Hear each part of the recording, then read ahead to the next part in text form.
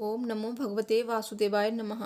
नमस्कार दोस्तों, आप सभी का आपके अपने यूट्यूब चैनल आसान राह में हार्दिक स्वागत है। दोस्तों, आज सुनेंगे मार्गशीर्ष मास में सुनी जाने वाली भगवान श्री कृष्ण की अद्भुत कथा। आज की कथा है कि भगवान श्री कृष्ण की मृत्यु कैसे हुई और किसका श्राप था जो 36 साल बाद फलीभूत हुआ और कौन इसका कारण बना। कहते हैं कि सृष्टि का आधार माँ है। स्त्री के मातृ रूप, उसकी मातृ शक्ति को सारा संसार नमन करता आया है। मनुष्य क्या, ईश्वर स्वयं भी स्त्री की ममता, अपनी संतान के लिए उसके मोह के आगे नतमस्तक हैं।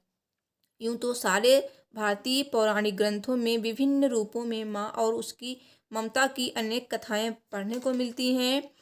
तो दोस्तों, आज हम सुनाएंगे आपको भगवान श्री कृष्ण की ऐसी कथा।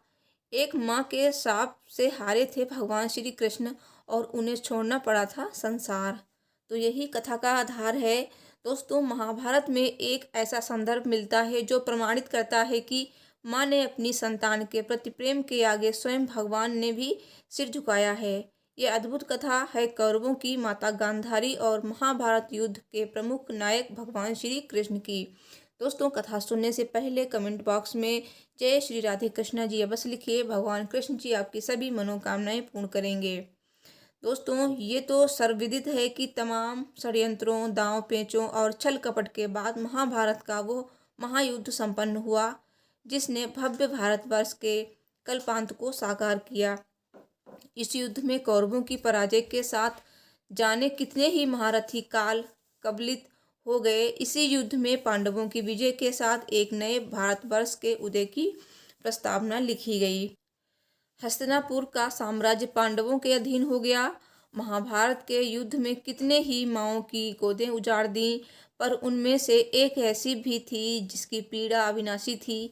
वो थी हस्तिनापुर की महारानी, 100 कौरवों की माता गांधारी, जिसके सारे ही पुत्र इस युद्ध की भेंट चढ़ गए थे।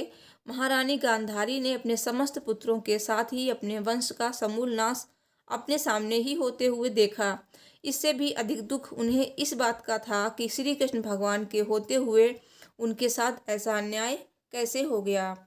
ज्ञात है कि भगवान श्री कृष्ण पांडवों के साथ साथ कौरवों में भी समान रूप से पूजनीय सम्मानीय थे। इसलिए गांधारी ने सपने में भी नहीं सोचा था कि श्री कृष्ण जी के होते हुए भी उनके वंश का पूरी तरह नाश हो जाएगा। उनका मन इस होनी को स्वीकार करने के लिए तैयार ही नहीं था। उनका अंतर्मन बार बार चित्कार कर कह रहा था कि जो श्री कृष्ण जी सारे संसार के पालक हैं, कर्ता धर्ता हैं, जिनके संकेत मात्र ये समस्त विश्व चलायमान है, वे अगर चाहते तो महाभारत का युद्ध रोक सकते थे। ना युद्ध होता और ना ही कुरुवंश निर्वंश होता। इस तरह मोह में अंधा हुआ माँ का मन पुत्र हत्या की पीड़ा से धधक रहा था और हर तरफ से घूम फिरकर भी श्री कृष्ण जी को ही दोषी मान रहा था। इस मनोस्थिति में विक्षिप्त सी हो गई थी गांधारी के पीड़ा दग्ध हृदय से श्री कृष्ण जी के लिए श्राप निकल पड़ा।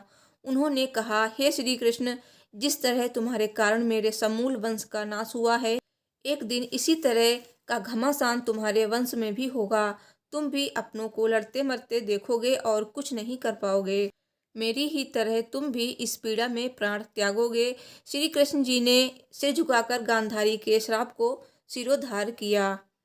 पौराणिक प्रमाणों के अनुसार गांधारी का श्राप महाभारत युद्ध के 36 साल बाद फलीभूत हुआ। इस समय तक यादव वंश में कौरवों और पांडवों की तरह ही मारकाट मच गई थी। यदुवंशी आपस में ही एक दूसरे को क्षति पहुंचाने में प्राण दे रहे थे। अपने वंश के इस पतन से दुखी श्री कृष्ण जी विचार मंथन के लिए जंगल में एकांत में गए थे और एक पेड़ से पीठ टिकाकर पैर फैलाकर आंखें बंद किए बैठे थे। इसी समय जरा नाम का एक शिकारी वहां आया शिकार की खोज में। भगवान के फैले हुए गुलाबी पैर उन्हें हिरण के कान मालूम पड़े और अनजाने में ही उसने तीर चला दिया जो निशाने पर लगा और इस तरह गांधारी का श्राप फलित हुआ और अपने वंश का नाश अपनी आंखों के सामने देख चिंता में डूबे श्री कृष्ण भगवान संसार त्याग कर भगवान विष्णु में समाहित हो गए।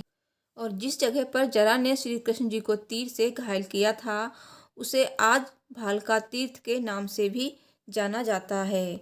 यहाँ आज एक मंदिर है जहाँ एक पेड़ के नीचे भगवान कृष्ण की एक प्रतिमा है, जिसमें वो लेटे हुए हैं, और इस प्रतिमा के पास ही जरा की एक प्रतिमा भी बनाई गई है, जिसमें वो हाथ जोड़े खड़ा हुआ है। मान्यताओं के अनुसार भगवान श्री कृष्ण जी का जन्म 3112 ईसा पूर्व में हुआ था, और ऐसा कहा जाता है कि जब महाभारत का युद्ध हुआ था, तब श्री कृष्ण भगवान लगभग 56 वर्ष के थे।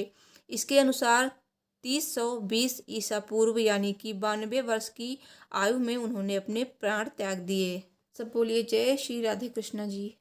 दोस्तों, आपको मेरे चैनल पर व्रत त्योहार से संबंधित सारी वीडियो मिलती हैं, सारी जानकारी मिलती है, और मार्गशीर्ष मास में सुनी जाने वाली भगवान श्री कृष्ण की कथाएं भी आपको मेरे चैनल पे हर दिन मिलती हैं, और आगे आने वाले व्रत त्योहार की भी वीडियो आपको मेरे चैनल पर मिलती रहेंगी।